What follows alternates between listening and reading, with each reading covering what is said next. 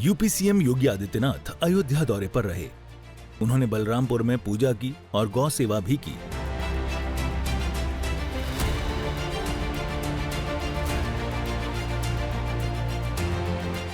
फिर सीएम सीधे हनुमानगढ़ी मंदिर पहुंचे, यहां दर्शन पूजन किया।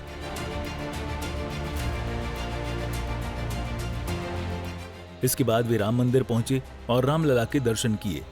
करीब 20 मिनट तक निर्माण कार्यों का जायजा लिया। फिर यहां से कला और साहित्य महोत्सव में पहुंचे। यद्यपि मेरी 3 पीढ़ियां श्री राम जन्मभूमि आंदोलन के लिए समर्पित थी, मुझे कोई समस्या नहीं थी, लेकिन शासकीय व्यवस्था जिस नौकरशाही से जकड़ी होती है, उस नौकरशाही में एक बड़ा वर्ग ऐसा था जो कहता था कि मुख्यमंत्री के रूप में अयोध्या जाने से विवाद खड़ा होगा। अपने का विवाद खड़ा होता तो होने दीजिए, लेकिन अयोध्या के बारे में कुछ सोचने की आवश्यकता है। फिर एक वर्ग ऐसा था जिसने कहा कि आप जाएंगे फिर राम मंदिर की बात होगी। तो मैंने कहा कौन हम सत्ता के लिए आए हैं, राम मंदिर के लिए सत्ता भी गंवानी पड़ेगी तो कोई समस्या नहीं होनी चाहिए।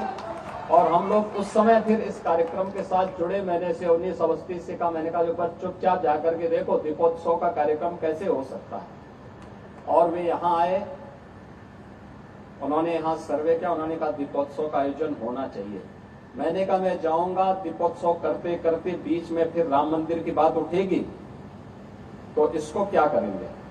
उन्होंने कहा नहीं, कार्यक्रम हो इसके बारे में हम सबसे बात करते हैं और सबका सकारात्मक भाव हो। और आज आप देख रहे होंगे दीपावली के एक दिन पहले अयोध्या का दीपोत्सव अयोध्या का एक फेस्टिवल बन गया, एक पर्व बन गया है। अयोध्या में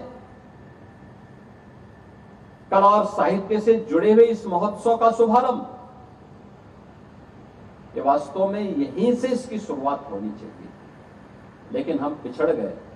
यतीन्द्र जी ने इसको फिर से प्रारंभ किया है, इसको और अच्छे ढंग से आगे बढ़ाने की आवश्यकता है।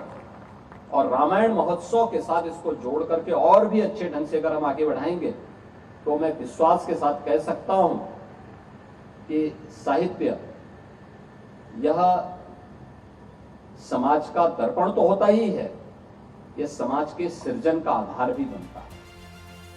मुख्यमंत्री योगी आदित्यनाथ ने अयोध्या मंडल में युवा उद्यमी विकास अभियान के तहत क्रेडिट कैंप का उद्घाटन किया। सबसे अधिक युवा शक्ति उत्तर प्रदेश में निवास करती है और मुझे अच्छा लगा कि अभी योजना प्रारंभ हुई और पोर्टल लॉन्च होने के कुछ ही समय बाद उत्तर प्रदेश के युवाओं ने इस स्कीम को हाथों हाथ लिया।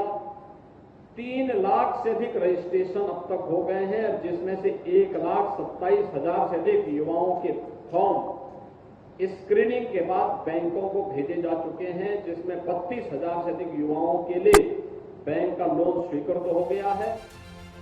मुख्यमंत्री योगी आदित्यनाथ ने अधिकारियों के साथ रामनवमी मेले में देश के कोने कोने से आने वाले श्रद्धालुओं की सुरक्षा को लेकर बैठक की। इसकी तैयारी को लेकर दिशा निर्देश भी दिए। बता दें कि रामलला की प्रतिष्ठा के बाद ये दूसरी रामनवमी होगी, जिसमें भगवान श्री रामलला के ललाट पर भगवान सूर्य की किरण पड़ेंगी। रामनवमी के मौके पर श्रद्धालुओं की भारी भीड़ को देखते हुए प्रशासन तैयारियों में जुटा है।